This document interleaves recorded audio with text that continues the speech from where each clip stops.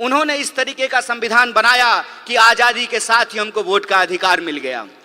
आप लोगों को यह बात जाननी चाहिए कि हम नाम तो लेते हैं डॉक्टर बाबा साहब भीमराव अंबेडकर का, उनका योगदान है इस देश के संविधान को बनाने में, लेकिन अगर आप संविधान सभा को देखेंगे तो 15 महिलाएं भी उस संविधान सभा की सदस्य थी, जिन्होंने अपने विचार रखने, अपने सलाह दिए, जिससे यह संविधान बनकर के तैयार हुआ।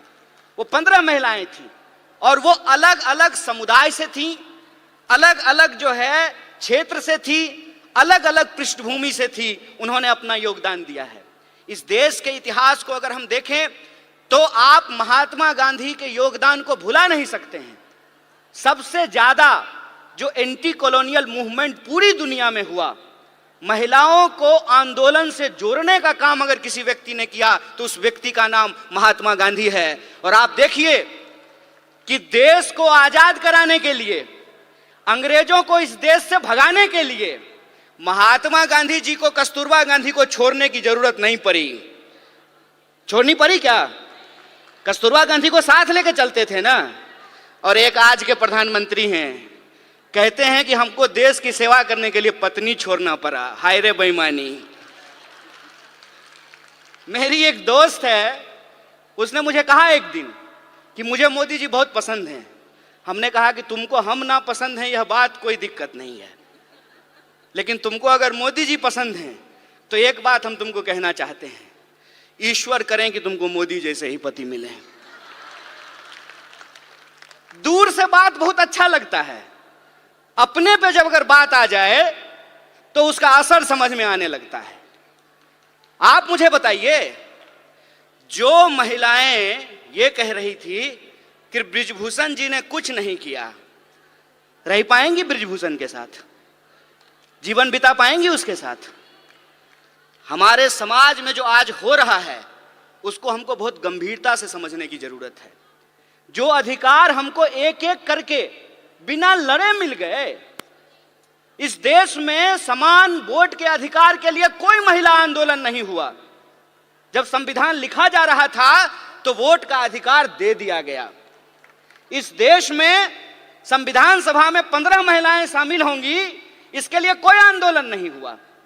महात्मा गांधी ने अपने इनिशिएटिव से, उस वक्त जो है हमारा अखिल भारतीय महिला संघ नहीं था, महिला कांग्रेस नहीं था उस वक्त, लेकिन गांधी जी ने महिलाओं को घर से निकाल करके अपने आंदोलन में शामिल कराया। और आप जानते हैं, शराबबंदी के खिलाफ जो पिकेटिंग का आंदोलन होता था वो पूर्ण रूप से महिलाओं का आंदोलन था। महिलाएं जाती थीं और शराब की दुकानों को बंद कराती थी। महिलाओं को राजनीति की मुख्य धारा में लेकर के आए, ये एक प्रोग्रेसिव सोच थी। प्रोग्रेसिव सोच के चलते संविधान सभा का ऐसे निर्माण हुआ जिसमें महिलाओं के प्रतिनिधित्व को सुनिश्चित किया गया। और यह प्रोग्रेसिव डेमोक्रेसी थी कि अमेरिका में आज तक, अमेरिका कहता है ना कि हम दुनिया का सबसे मॉडर्न देश हैं, मॉडर्निटी का ठेकेदार हैं। अमेरिका में आज तक कोई महिला राष्ट्रपति नहीं बन पाई है, और हमारे यहाँ महिला राष्ट्रपति बनी और उसी आधार पे भाजपा को कहने का यह हक मिला कि हम एक आदिवासी को राष्ट्रपति बना रहे हैं।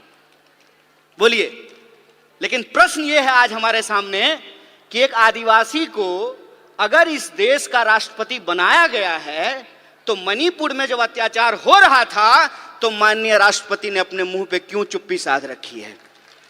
यह राजनीतिक चुनौती है। इस राजनीतिक चुनौती को हमको समझना पड़ेगा और हम यह बात समझें कि विंग बनाने का यह मतलब नहीं होता है कि हम गुलदस्ता हैं, कि नेताजी आने वाले हैं तो 4 महिला को बुला करके वंदे मातरम गवा देते हैं। हम गुलदस्ता नहीं हैं कि भीड़ में जो है आप आगे में 4 लोगों को बिठा करके हमको सजा दीजिएगा।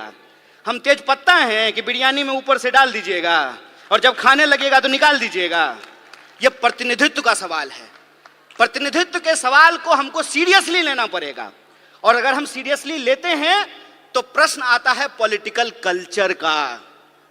आपने देखा, सारी जो एंकर हैं वो टीवी पे क्या कर रही हैं? वो कह रही हैं कि मणिपुर पे आप बोल रहे हैं, राजस्थान पे नहीं बोल रहे हैं। अरे राजस्थान क्या, दुनिया के किसी कोने में अगर महिलाओं के ऊपर कोई अत्याचार होगा तो बिना किसी राजनीतिक लाग लपेट के उसके ऊपर सवाल खड़ा करेंगे, उसके खिलाफ बोलेंगे ये हमारा हक है। आप ये व्हाट अबाउट रीच कर रहे हैं, आप ये दिखाने की कोशिश कर रहे हैं कि चोरी हो जाना, डकैती हो जाना और बलात्कार हो जाना एक है। नहीं है एक। किसी का पर्स मारा गया और किसी के साथ बलात्कार हुआ, ये दोनों अपराध एक है क्या? जो सर्वाइवर होते हैं उनकी पूरी जिंदगी जो खराब हो जाती है।